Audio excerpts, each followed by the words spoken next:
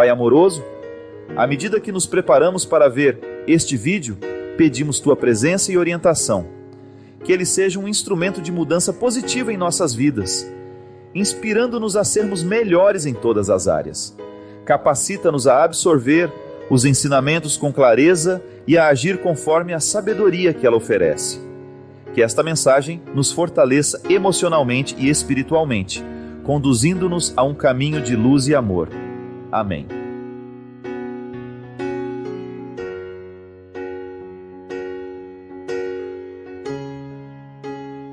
Padre, sempre fui muito pobre e de uns tempos para cá consegui vencer na vida. Estamos muito bem financeiramente, consegui retirar a minha família do lodo, todo mundo no lodo. E hoje finalmente estamos vivendo um momento muito feliz na nossa vida. O único problema é que nós moramos numa cidade pequena e desde então estou sendo caluniado de que para chegar aonde cheguei, eu roubei e fiz coisas desonestas. Tenho sofrido muito, Padre. Tem que ser assim mesmo a vida? Não, tem que ser assim não. Calúnia é uma das piores coisas que pode haver na vida. Eu já estou até meio acostumado. Eu já não... Tem coisas que me abalam muito, sabe? Às vezes eu escuto falar algumas coisas de mim assim que, meu Deus do céu. E você também deve escutar falar de mim, falar dos outros. Então a gente escuta muita coisa. Muita coisa pode ser verdadeira do que a gente falou, do que fez, mas muita coisa é uma invenção que a gente não sabe de onde, né? Agora, meu filho, coloque uma coisa no seu coração: ninguém chuta cachorro morto. A inveja é uma das piores coisas que pode haver numa pessoa. Porque a pessoa invejosa é aquilo que fica querendo o que é do outro. E quando ela fica querendo o que é do outro, ela não faz o que ela tem que fazer. Ninguém está pagando as suas contas, ninguém, não é verdade? Às vezes você está lá, dá um duro danado na vida, você trabalha com honestidade, você faz de tudo para levar as coisas na justiça, do jeito certo. O outro que chegou agora te viu uma única vez, nem sabe quem você é. Tá certo, uma história que de fato pode ter acontecido. Mas e aquelas que inventam? Quando você não sabe nem de onde começou aquela conversa. Isso é coisa de gente mesquinha mesmo. E infelizmente, nas cidades do interior, às vezes é uma mesquinharia tão grande, porque parece que não tem o que fazer, né? A gente que mora no interior sabe disso. O povo fica cuidando tudo da vida um do outro. Vá trabalhar você. Outro dia eu vi lá em Taubaté um fusquinha, mas velho, que se desse uma freada desmontava. Uma freada brusca ele desmontava. E atrás tinha escrito uma plaquinha assim: não me inveje, trabalhe. Eu achei corajoso aquilo, né? E ao mesmo tempo achei bonitinho, porque quem vai ter inveja de um diabo de um Fusca velho daquele? Mas ele achou que alguém pode ter, então ele já se preveniu. Já se preveniu. Não tenha inveja do meu Fusca velho. E é verdade, gente. Às vezes até do nosso Fusca velho vai ter gente que vai ter inveja. Às vezes você não está nem aguentando o seu marido de tão aborrecido e enjoado que ele é, e a outra está lá com inveja dele. Não é assim? Padre, meu marido é uma Ferrari, então deve ter muita mulher com inveja de você. Agora se você fala: padre, meu marido é um Passat 67, tem gente com inveja também. O que a gente não pode é prestar atenção, colocar a nossa atenção naquilo que as pessoas estão inventando.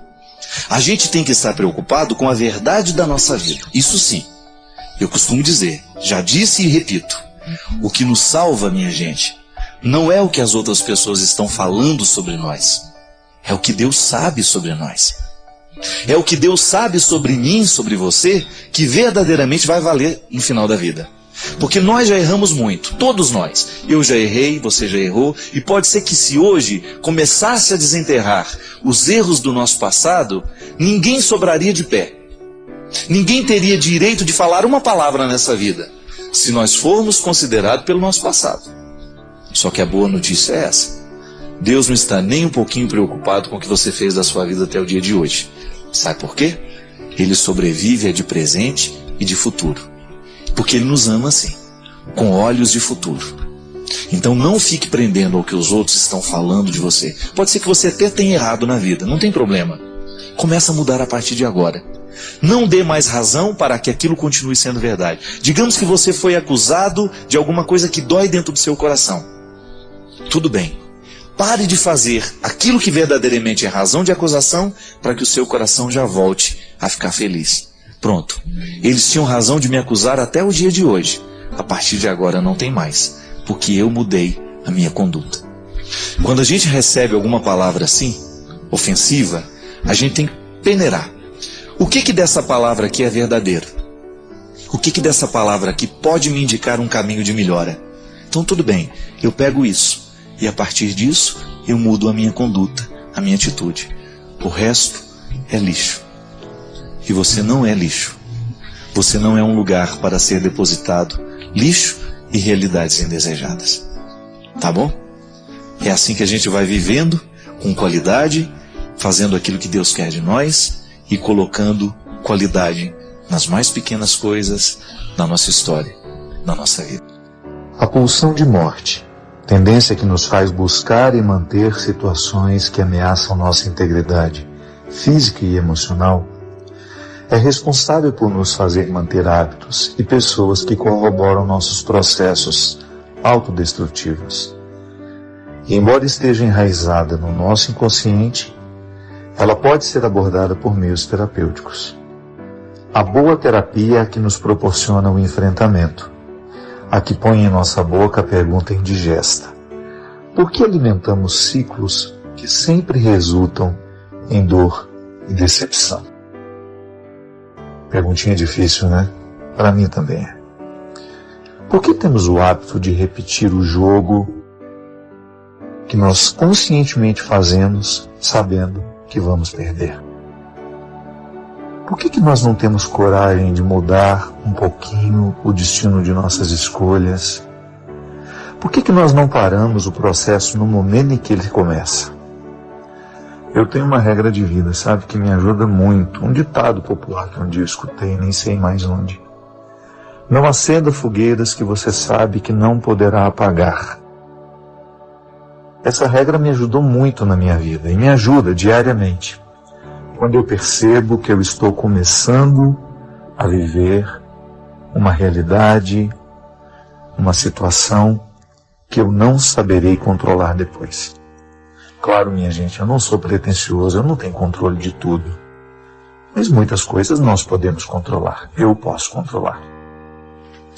Por exemplo, quando eu percebo que estou estimulando demais a minha ira, numa discussão muito inflamada, eu procuro baixar a poeira dentro de mim, fazer um silêncio e esperar para que aquela ira se dissipe, para que eu não permita que ela se avolume dentro de mim, porque eu sei que quando a ira se avoluma, o resultado costuma ser desastroso.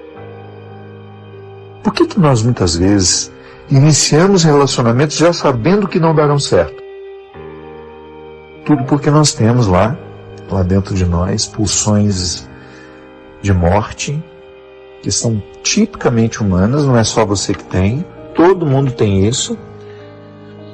Claro, você pode discordar da abordagem terapêutica de Freud, essa é uma premissa que ele estabeleceu. Segundo ele, nós temos dentro de nós Eros, a pulsão do amor, e Thanatos, a pulsão da morte. Você pode discordar como é que essas pulsões se manifestam, se elas moram no inconsciente ou não, não importa. O fato é que você reconhece que há em você uma tendência àquilo que lhe edifica, você tem movimentos dentro de você que lhe levam a construir coisas boas, mas você sabe também, por experiência, não precisou Freud dizer. Se ele não tivesse dito isso, você saberia, sem a teoria. A gente sabe por intuição. Eu percebo que há em mim pulsões de morte. Às vezes eu me autodestruo conscientemente, às vezes não muito conscientemente. Eu, por exemplo, como padre, eu tento retirar muito das pessoas o conceito de culpa, porque a culpa está muito associada à pulsão de morte. Muitas pessoas não se dão o direito de serem felizes porque elas trazem traumas terríveis da infância, construído por pais, por professores, por situações que nos traumatizaram, por amigos que nem eram tão amigos assim, mas que nos geram um sentimento de culpa que nos priva de ser felizes. A gente fica eternamente culpado, a gente não se sente no direito de sorrir, de viver. Então é aquela amargura eterna que a gente não sabe de onde vem. Isso é pulsão de morte.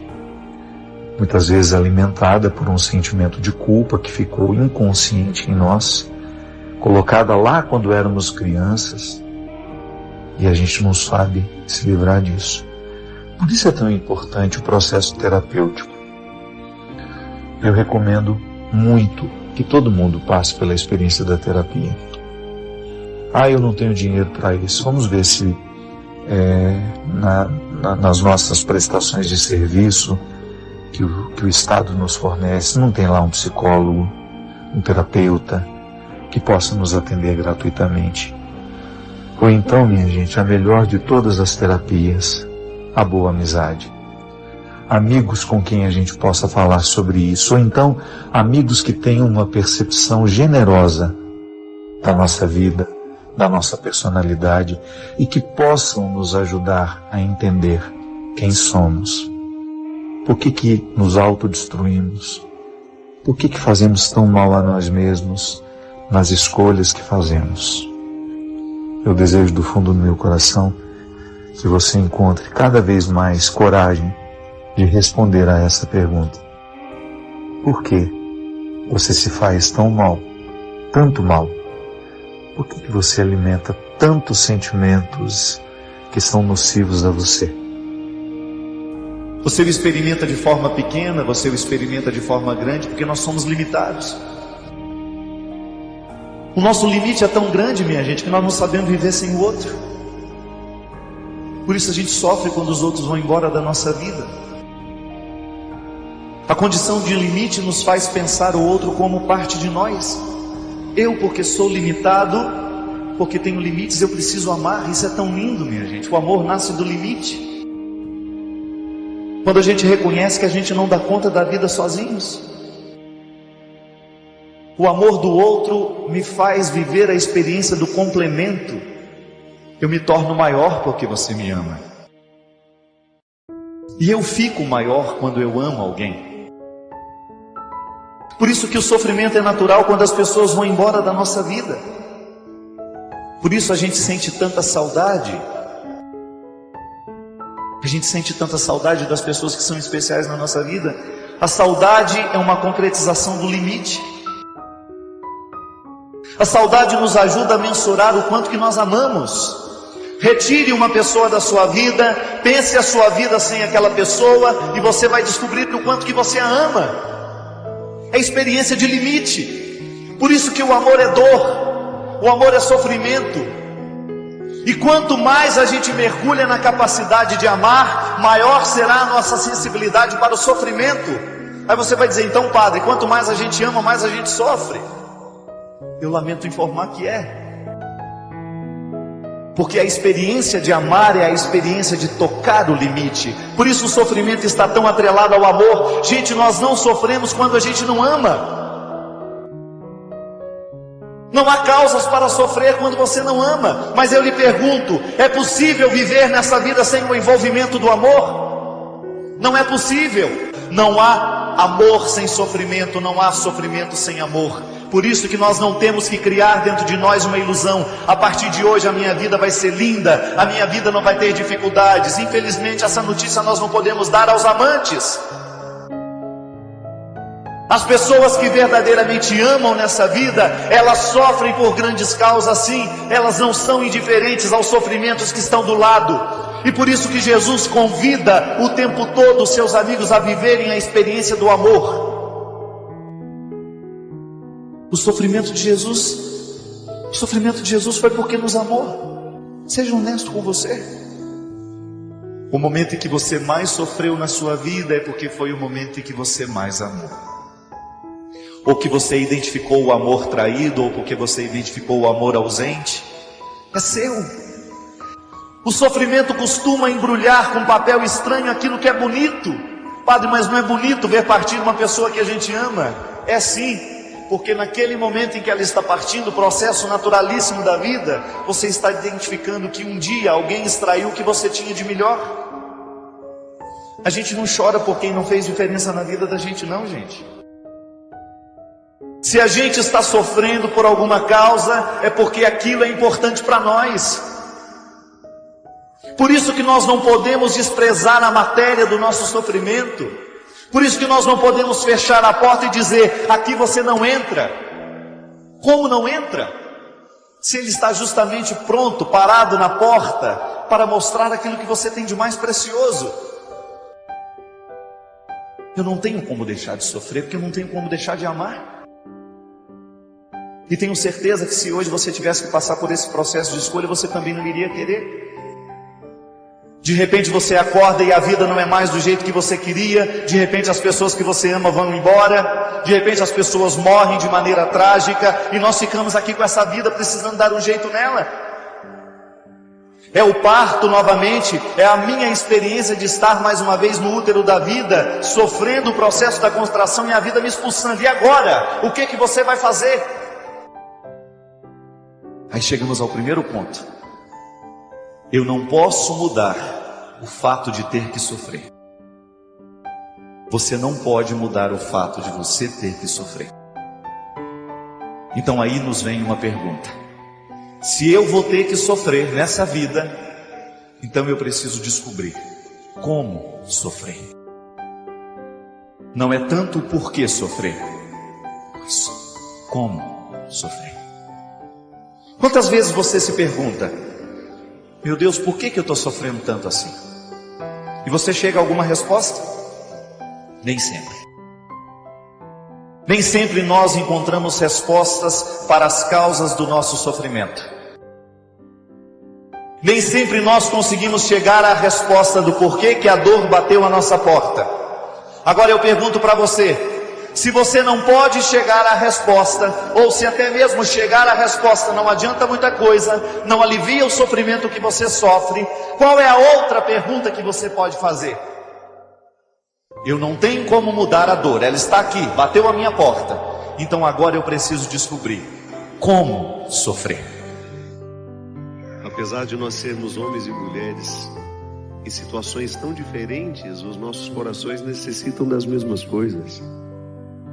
E é interessante que parece que o tempo vai nos ajudando a entender o que a gente precisa.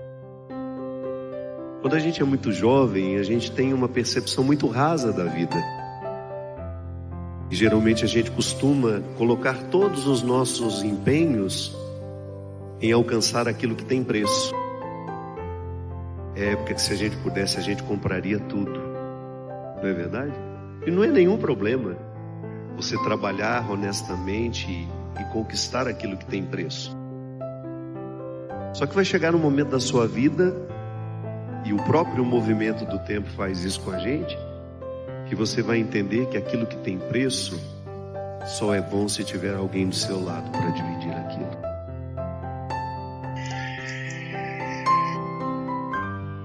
Aí você entende a grande diferença que existe entre aquilo que tem preço e aquilo que tem valor. Você pode comprar uma companhia, é fácil comprar. Basta você ter dinheiro, bancar uma festa, bancar alegrias, e aí você vai estar rodeado de pessoas. Mas não se iluda. Você pode comprar uma companhia, mas não pode comprar um amigo.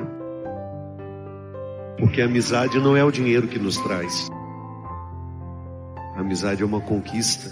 Aí você vai entender que aquilo que tem preço, você trabalha para ter. Aquilo que você tem, aquilo que tem valor, você precisa cultivar, senão você nunca vai ter. A maior riqueza que você pode ter na vida não está no banco. Não é a casa que você construiu, não é o carro que você tem. A maior riqueza que você tem são os amores que você ama. É isto que enriquece a gente. Quando você olha para o lado e você vê que você conquistou pessoas, que você conquistou fidelidades, que você conquistou pessoas que são capazes de dar a vida por você. Isto é valor, minha gente. É isso que nos torna ricos. Não é o dinheiro que nos torna ricos. O que nos torna ricos são os amores que a gente ama. Por isso que nada é mais precioso do que você ter uma família. Você entender o significado do valor. Quanto custa um filho seu? Não tem preço. Você pode até dizer quanto custa o seu carro, quanto custa a sua bicicleta, quanto custa a sua casa, mas você nunca vai poder dizer quanto custa um filho seu, porque não tem dinheiro no mundo que pague. Um ou outro parente até vende, né? A gente até vende se chegar um dinheiro bom, né? Um primo distante, chato, enjoado, aborrecido. Mas quando há amor, não tem preço. Aí você entende o verdadeiro significado da vida, que é construir estes vínculos que nos tornam eternos. Desejo que você tenha a quem amar, e quando estiver bem cansado, ainda exista amor para recomeçar, para recomeçar.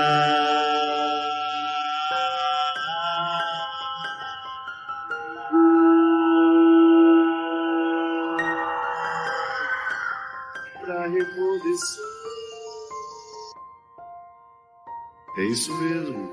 Nada pode ser mais precioso do que alguém que significa na sua vida um pouco do amor de Deus na sua história. As pessoas que mais nos educam são aquelas que nos amam de um jeito parecido com o jeito com que Deus nos ama.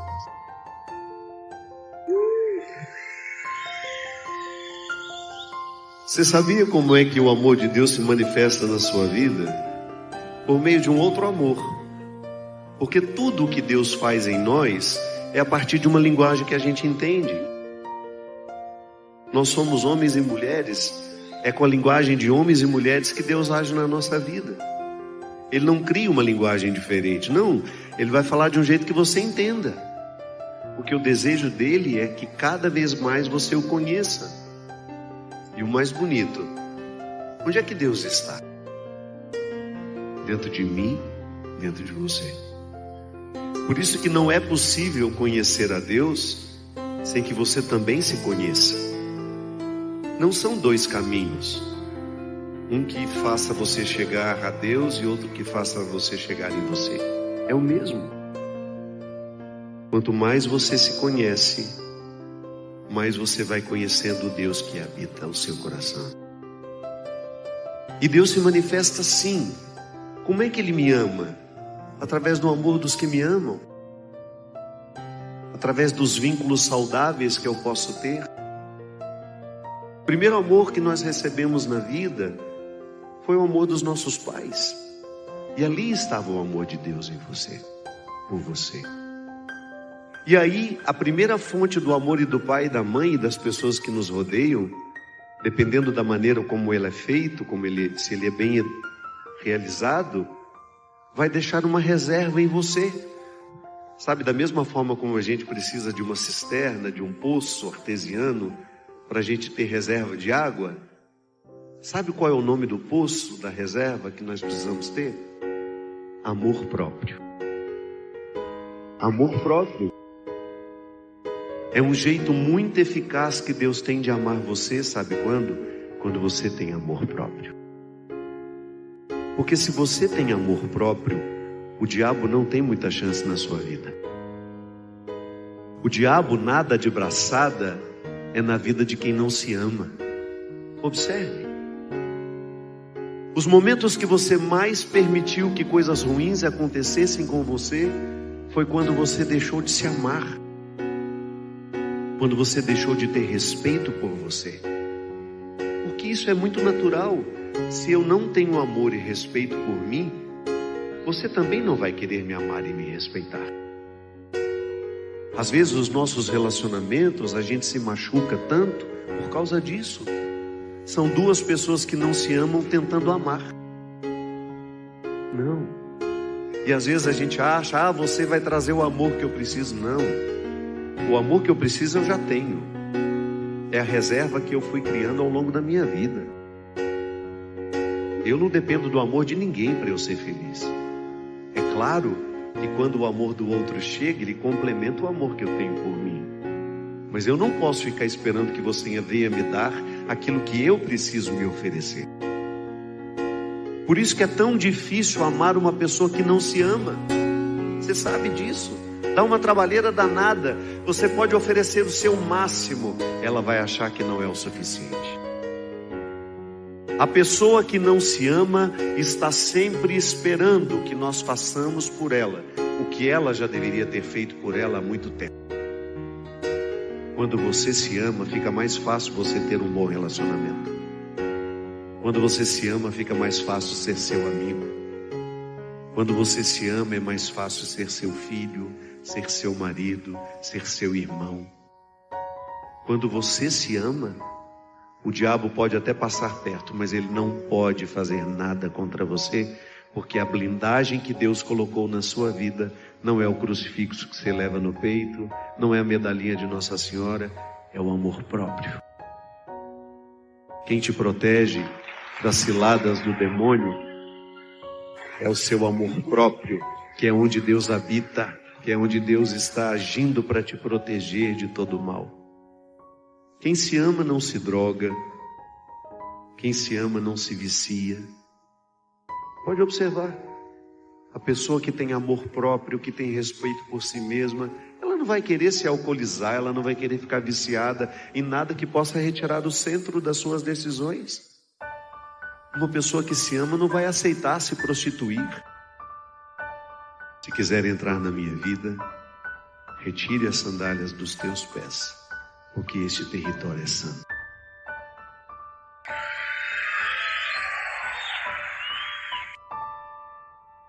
Ame-se. Converter-se a Jesus é você, antes de qualquer coisa, identificar o respeito que você precisa ter por você. Hoje, minha gente, o mundo está nivelando todo mundo por baixo. O que está sendo oferecido para vocês como diversão é uma causa de perdição para muitos. Os nossos jovens estão perdidos numa falsa alegria.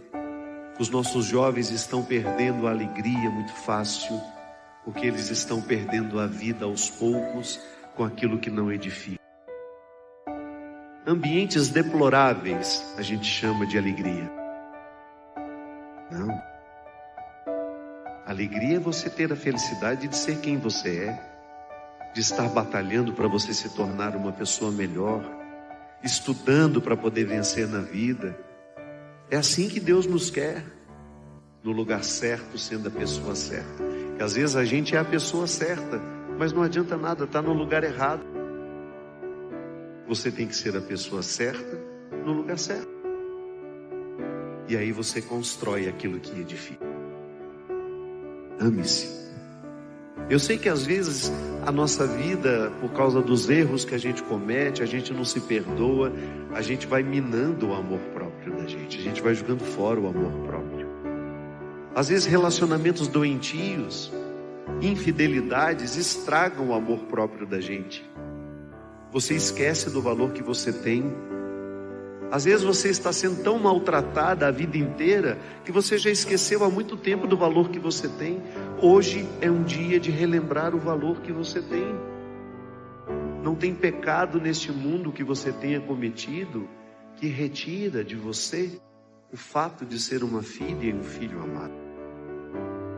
Deus ama você. Troca reinos. O Calvário de ontem foi por nós. Jesus morreu porque preferiu os miseráveis.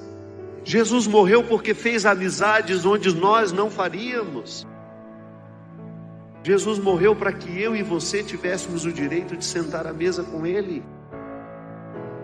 Ele viveu num momento religioso muito excludente, em que religião julgava fora as pessoas pelos erros que elas cometiam. Não. Minha gente, se nós formos julgar as pessoas fora pelos erros que elas cometem, não sobra ninguém nesta praça. Todos nós somos frágeis, todos nós erramos, Mas há um fato que não muda: Deus não desiste de nós. Deus não desiste de mim. Deus não desiste de você. Dá uma olhadinha para quem está do seu lado aí. Diz assim: sua cara não ajuda. Fala para ela. Sua cara não ajuda. Seu passado lhe condena. Mas hoje eu tenho uma boa notícia para lhe dar. Deus não desistiu de você. Deus é capaz de trocar, abrir mares,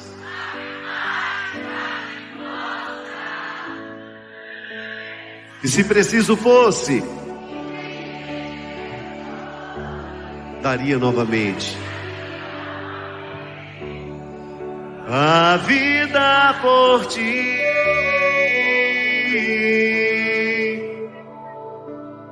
Meu só não é capaz de deixar de te amar. Canta comigo! Deus é capaz de colocar reinos por ti, abrir mares para que possas. E se preciso fosse, daria novamente a vida por ti.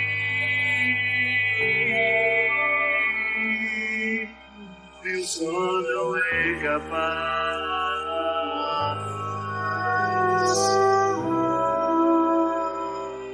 de deixar de te amar. A gente não tem como modificar a maneira como nós saímos de casa. Nós não temos como alterar um só centímetro do que nós escolhemos viver com as pessoas.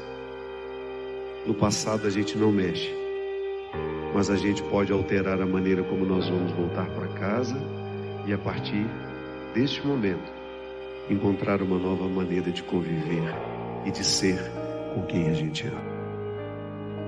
Que a vida é trem-bala, parceiro, e a gente é só passageiro, prestes a partir.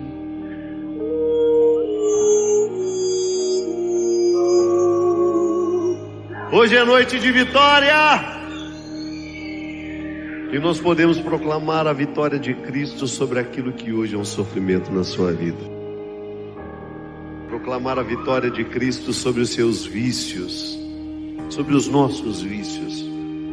Proclamar a vitória do sepulcro aberto sobre as nossas enfermidades físicas, psíquicas, emocionais. Hoje o Senhor quer levantar homens e mulheres de coragem para vencer as lutas que a vida nos der, com coragem, com muita coragem. Vencer as batalhas que a vida nos colocar, porque é para isso que viemos. Ser gente de coragem. Hoje, uma oportunidade linda para a gente cantar isso. Observe que você está fazendo um compromisso com este refrão. Você fará a sua parte.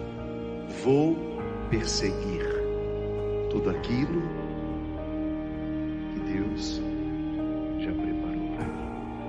Vou persistir, e mesmo nas marcas daquela dor, vou continuar, porque é assim que Deus nos faz vencedores, colocando em nós a coragem para vencer aquilo que precisa ser vencido, fazendo a parte que nos cabe neste milagre, restituindo o amor próprio que é tão necessário para nós estarmos prontos para a nossa vida.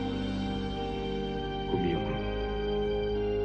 seja comigo nesta noite, um filho, uma filha da ressurreição.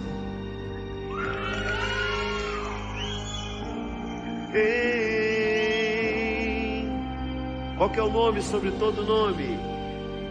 Jesus.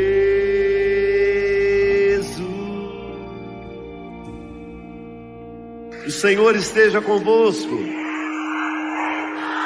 Por intercessão da bem-aventurada Virgem Maria, Mãe da Ressurreição, desça sobre nós, sobre os nossos corações, sobre as nossas famílias, de maneira especial hoje sobre as nossas necessidades, sobre tudo aquilo que Deus precisa encorajar em nós, para nós vencermos, para nós darmos o testemunho da ressurreição de Cristo. Derrame sobre nós a bênção do Deus Todo-Poderoso, Pai, Filho e Espírito Santo. Padre Fábio, tenho 29 anos e tenho pensado muito enquanto para mim tudo parece ser mais difícil. Quanto mais eu luto para conseguir alguma coisa, mais longe isso me parece. Formei na faculdade de turismo como a melhor aluna da classe, mas depois de 4 anos a faculdade ainda não entregou o diploma, e o que me dificulta muito arrumar um emprego. Não desisti, fiz pós-graduação e agora estou fazendo um curso técnico em informática. Mesmo assim só consigo emprego temporário. Muitas pessoas que se formaram comigo já conseguiram um diploma, estão trabalhando, mas eu, como disse, só consigo vagas para empregos temporários. Por que na minha vida profissional tudo parece ser tão difícil, padre? Minha filha, às vezes a gente vive alguns momentos da vida em que tudo parece meio amarrado mesmo, meio truncado mesmo. Eu tenho um amigo que eu falo isso para ele de vez em quando. Tudo dá errado para ele. O cartão do banco dele bloqueia toda semana. Ele vai tirar um dinheiro, o dinheiro não sai, mas consta que depois saiu, ele tem que arrumar uma confusão no banco de novo. Todo mundo recebe a correspondência certa com a senha tal, a dele não vem. Então às vezes a gente acha que, eu vou usar um termo feio, né? Parece que outra pessoa tá cagada de urubu, né? A gente fala. Desculpe minha expressão feia. Mas isso não pode se aplicar na nossa vida. A gente tem que fazer de tudo para que a gente nunca tenha esse complexo. Porque se você tem esse complexo de que as coisas só dão erradas para você, é possível que psicologicamente você se disponha a esses problemas. Tem que começar a pensar mais positivo e começar a descobrir na sua postura, será que não existe também alguma coisa do seu jeito de ser que esteja desencadeando esses desacertos todos? Porque eu não acredito em falta de sorte. Eu não, de verdade, não acredito mesmo. Não acredito em sorte nem falta de sorte. Eu acredito em perspicácia, em atitude. As pessoas na vida precisam ter atitude para que a vida dê certo. Você pode até falar, padre, mas ela foi desprivilegiada, ela estava numa situação desfavorável. Tudo bem, mas a vida precisa ser o tempo todo essa experiência de clarear para que a gente seja a pessoa certa na hora certa. Não é verdade? Muitas vezes as coisas dão errado para nós é porque nós não temos essa lucidez de começar de ficar atento. Agora é hora de fazer isso. O diploma não saiu ainda, por quê? Porque deve estar faltando uma atitude de ir lá, de exigir aquilo que é direito seu. A faculdade não pode negligenciar o seu diploma. Não é possível que depois de 4 anos de faculdade, você ainda esteja necessitando do seu diploma e ele não está nas suas mãos. Então falta muitas vezes a atitude da nossa parte. Você sabe, minha gente, às vezes eu fico vendo, nós somos educados dentro de... Às vezes, né, você encontra pessoas, eu particularmente fui educado dentro de um contexto assim, em que a gente fica muito conformado com as coisas não darem certo. Eu precisei, num determinado momento da minha vida, quase que fazer uma quimioterapia psíquica, né? Expulsar isso de mim. Às vezes nós abrigamos dentro de nós um espírito muito conformado. Isso é muito natural de famílias simples, que acostumaram a não ter a oportunidade. Então fica sempre assim com a cabecinha, não deu certo ainda. Mas por que não deu certo? Pois é, eu fui lá e eles não souberam me explicar. Isso nós não podemos admitir. O mundo não vai se opor àquele que sabe aonde quer ir. Agora, se você se mostra meio molenga, sem atitude, é bem provável que as coisas comecem a dar errado para você. Por isso que eu estou dizendo, a gente precisa ter o tempo todo cuidado para que a gente faça a coisa do jeito certo. Agora você tocou numa questão que eu acho fundamental na educação dos nossos filhos e na sociedade nos dias de hoje. Nós estamos com um excesso de gente formada em faculdade. Diploma não falta nesse mundo hoje, viu? Agora falta especialidade técnica. Então, será que não está na hora de nós começarmos a pensar um pouco nas opções que nós estamos fazendo?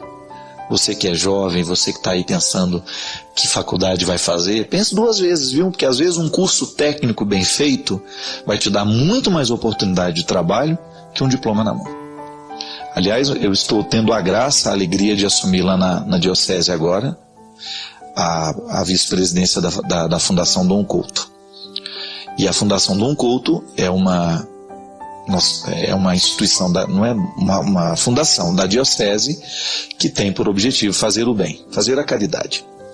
Só que nós não queremos mais obras assistencialistas. A gente sabe que o assistencialismo pode acomodar as pessoas. E você sabe qual que é a principal obra da Fundação Dom Couto atualmente? Formação e capacitação de jovens em áreas profissionalizantes. Aliás, esse é o caminho. Se hoje nós quisermos ajudar de maneira efetiva uma pessoa, é dar a ela a oportunidade de aprender o ofício. Se você, por exemplo, pega todas as áreas técnicas do mundo hoje, os trabalhos especializados. Então eu preciso de um pedreiro na minha casa. Meu pai era pedreiro. Meus irmãos aprenderam o ofício, mas só um deles que trabalha até hoje como pedreiro. Hoje eu tenho amigos lá em Taubaté que trabalham com construtora. Eles falam: padre, se hoje chovesse 20 gesseiros lá em Taubaté, ainda assim faltaria mão de obra para tanto serviço que tem. Então muitas vezes nós estamos nos encaminhando para a faculdade e nós estamos nos esquecendo das profissões práticas. Vai chegar um momento que a gente vai precisar de um eletricista, nós não vamos ter. Vai chegar um momento que nós vamos precisar de um pedreiro, nós não vamos ter. Por quê? Porque está todo mundo se encaminhando para as faculdades, para isso, para aquilo, mas a vida prática está perdendo espaço. Então, se você tem a possibilidade de fazer alguma coisa, se você tem, de repente, aí uma aptidão, eu gosto de mexer com fio, eu gosto disso, vai estudar. Vai fazer um curso técnico de eletricista, vai se capacitar. Deixa dessa história de que todo mundo tem que ter diploma universitário, porque isso já está passando, viu?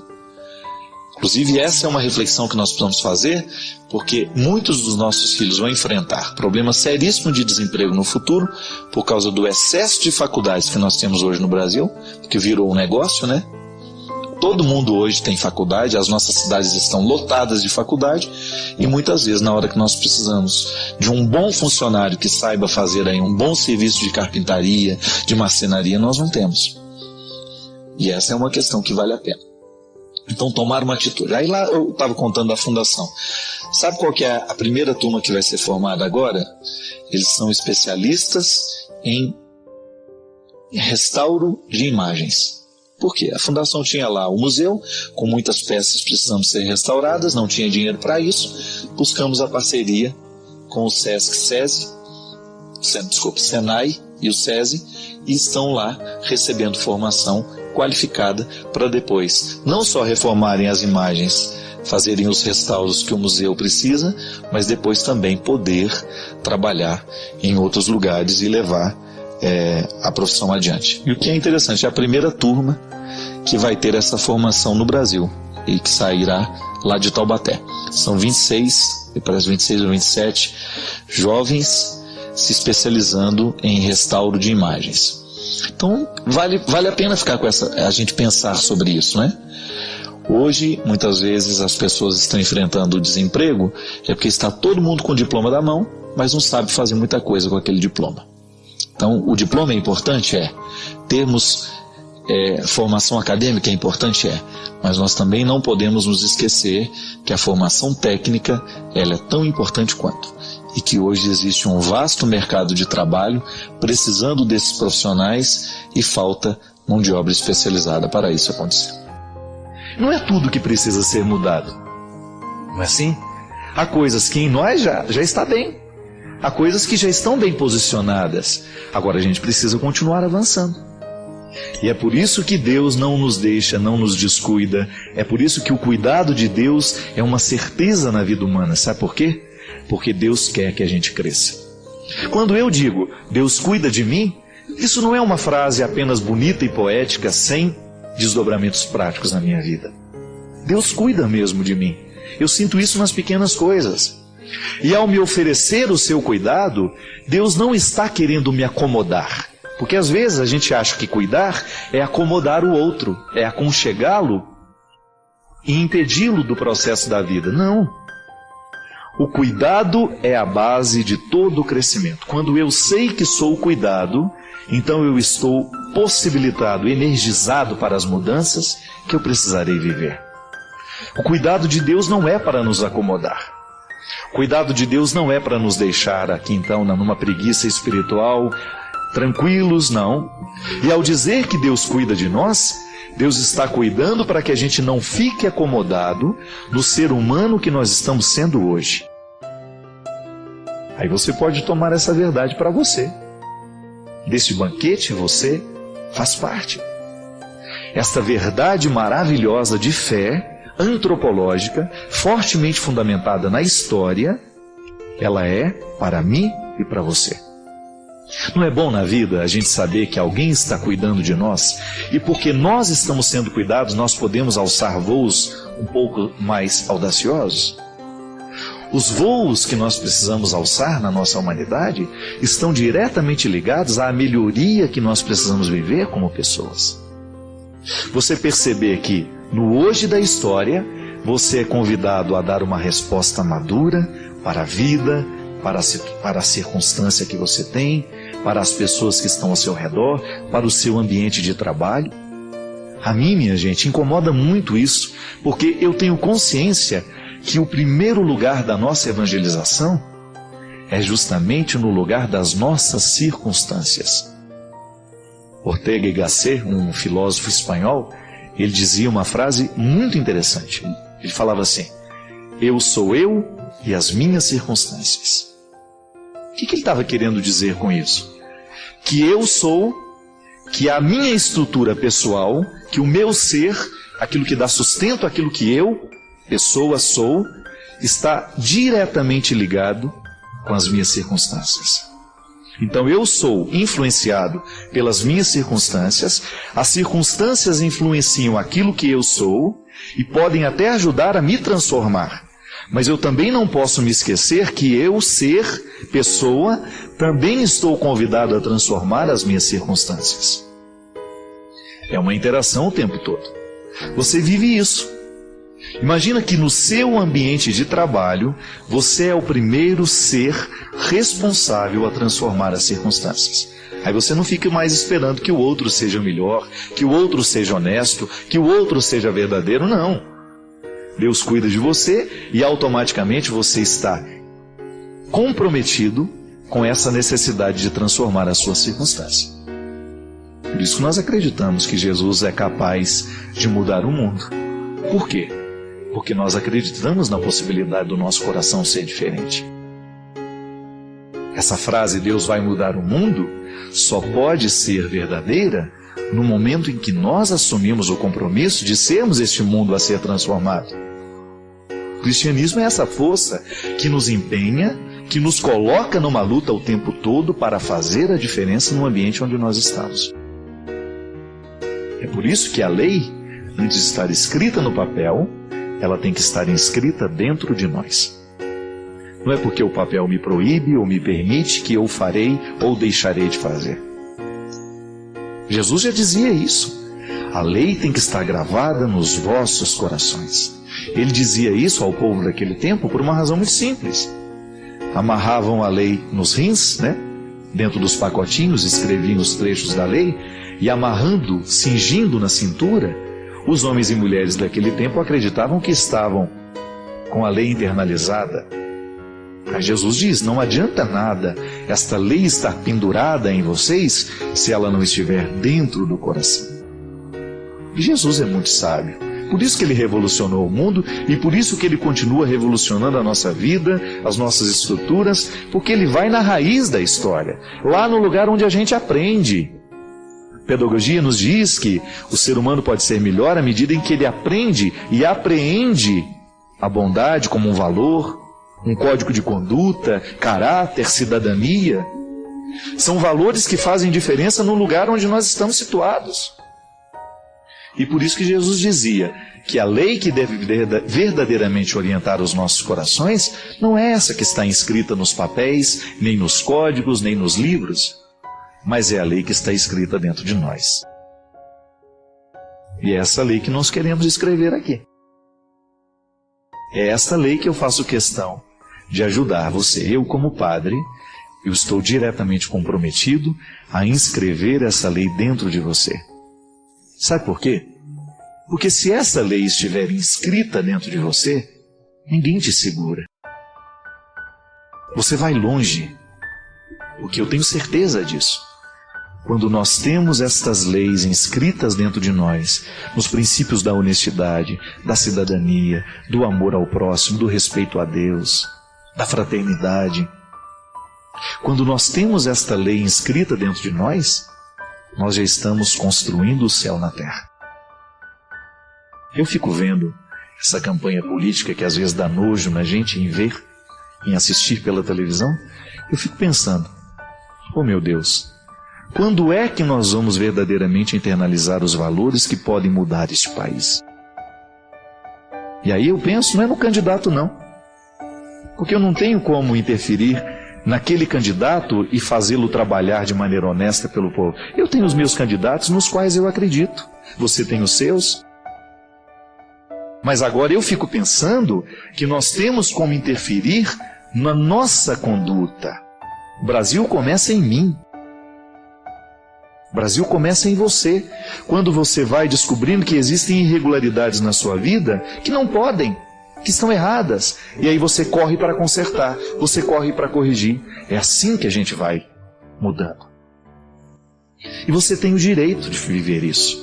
Você tem o direito de ser mais inteiro, de transformar as suas circunstâncias, de ser um ser humano mais leve, mais feliz, mais realizado, porque outra coisa Deus não quer. Deus nos quer felizes. Deus quer você feliz. Mas pode ser que hoje você tenha obstáculos. Então vamos aprender a libertar esses obstáculos da sua vida. Você merece. Você merece, você tem direito. A palavra de Jesus para inscrever esta lei dentro de nós, registrar, de maneira que nós possamos segui-la, não porque alguém está nos pedindo, não porque alguém está nos obrigando e nem nos mandando, mas é porque nós a conhecemos e nós sabemos o bem que ela pode fazer em nós. Sua participação é crucial. Compartilhe suas ideias nos comentários. Inscreva-se para mais inspiração e convide outros a fazerem parte dessa jornada de crescimento.